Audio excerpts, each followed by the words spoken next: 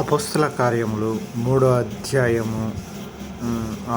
పేతురు గారు ఈ విధంగా సెలవిస్తూ ఉన్నాడు. ఏమంటే మనకు ద్వితీయోపదేశ కాండము 18వ అధ్యాయంలో మోషే గారు నా వంటి ప్రవక్త అని అన్నాడు కదా. అంటే ఇప్పుడు మోషే గారికి యేసుక్రీస్తు గారికి పోలికలు చూద్దాం. మోషే శిశువుగా ఉన్నప్పుడు రాజు పిల్లలను చంపాడు అని నిర్గమకాండం 1వ అధ్యాయం 22వ వచనంలో మనం చూస్తూ ఉంటాం. అలాగే యేసుక్రీస్తు వారు పుట్టినప్పుడు కూడా హేరోదు రాజు పిల్లలను చంపాడని మత్తయి సువార్త 2వ అధ్యాయం 16వ వచనంలో చూస్తాం. ఇజ్రాయేలు దాసత్వం నుండి విడిపించాడు ఎవరు అంటే మోషే. యెహోవా దేవుని సేవకునిగా లేకుంటే ఆ ప్రవక్తగా ఎవరికి ఇజ్రాయేల్కి నాయకత్వం వహించి విడిపించాడు.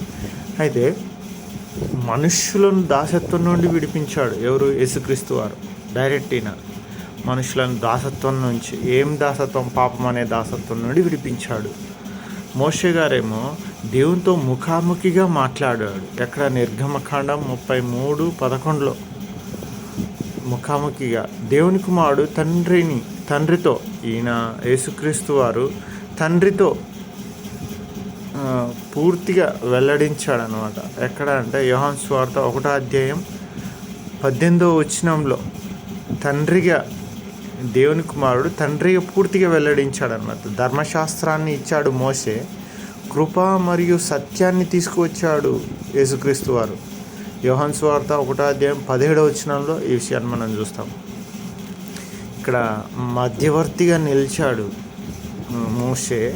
కొత్త నిబంధన మధ్యవర్తిగా యేసుక్రీస్తు వారు నిలిచారు. ఎక్కడ చూస్తామంటే హెబ్రీయులకు రాసిన పత్రిక 9:15వ వచనంలో చూస్తాం.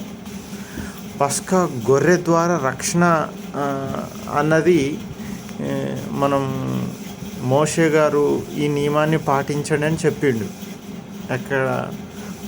అయితే ఇక్కడ యేసుక్రీస్తు వారేమో యేసు దేవుని గొర్రెపిల్ల అని యోహాను సువార్త 1వ అధ్యాయం 29వ వచనంలో యోహాన్ గారు అంటారనమాట.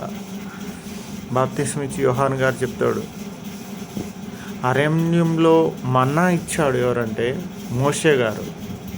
దేవుని ద్వారా ఆ మన్నా దేవుని అడిగి మన్నా కురిపించబడింది.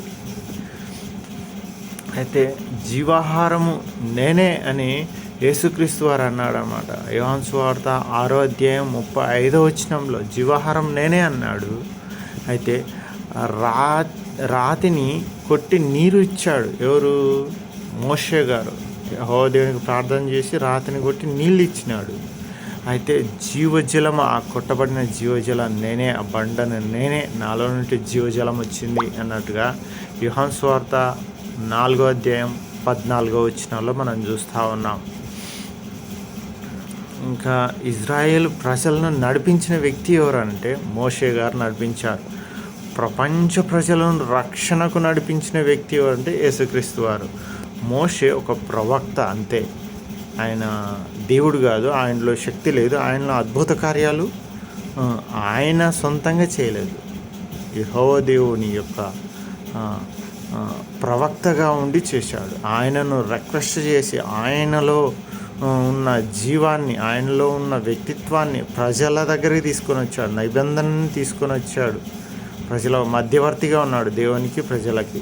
అయితే యేసుక్రీస్తు వారు పరిపూర్ణ ప్రవక్త మరియు యాజకుడు మరియు రాజు మరియు దేవుడు. ఈయననే యేసుక్రీస్తు వారు. ఈయననే నిజమైన దేవుడు. ఈయననే మోషేకు అన్ని అందించిన దేవుడు. ఈయననే సర్వాధికారి అయిన దేవుడు.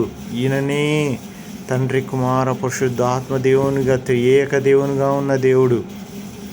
ఈయననే అచ్చం మనిషిలాగా వచ్చిన దేవుడు. మనిషి రూపంలో, మనిషి పోలికలో ఏ విధంగా మనిషి యొక్క శరీరం ఉంటుందో, ఏ విధమైన బాధలు శ్రమలు అనుభవిస్తారో మనుషులు, అన్నీ కూడా యేసుక్రీస్తు వారికి ఉన్నాయి.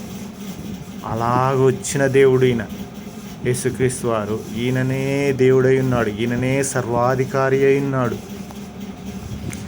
అయితే మోషే మనలాంటి వ్యక్తి. అయితే ప్రవక్త ఆయన, భక్తుడైన, దేవుడు ఎన్నుకొనబడిన భక్తుడిగా ఉన్నాడు, దేవుడు ఏర్పరచుకున్న వ్యక్తిగా ఉన్నాడు. కానీ యేసుక్రీస్తు వారు ఈయననే రక్షకుడై ఉన్నాడు. అయితే ఈయన కూడా మోషేలాగా ఈ లోకంలో జీవించి ఉన్నాడు. ఈయనకు పోలికలుగా చూపించబడి ఉన్నాయి. దేవునికి వందనాలు.